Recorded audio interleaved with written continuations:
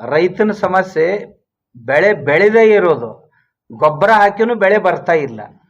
ರೈತನ ಸಮಸ್ಯೆ ಕೀಟಗಳ ಸಮಸ್ಯೆ, ರೈತನ ಸಮಸ್ಯೆ ಮಾರುಕಟ್ಟೆ ಸಮಸ್ಯೆ, ಇವುಗಳ ಕುರಿತ ಚಿಂತನೆ ಮಾಡ್ತಾನೆ. ಪರಿಸರದ ಕುರಿತು ಜಾಗೃತಿಯನ್ನ ಯಾಕೆ ಮಾಡ್ಬೇಕಾಯ್ತು ಅಂತಂದ್ರ ತಮ್ಗೆ ಗೊತ್ತಿದೆ, ಮಣ್ಣು ಹಾಳಾಗಿದೆ, ಇನ್ನು ಏನು ಬೆಳೆಯೋ ಸ್ಥಿತಿಯಲ್ಲಿಲ್ಲ. मां भारती की धरा को रासायनिक खाद और कीटनाशकों से मुक्त करने का संकल्प ले,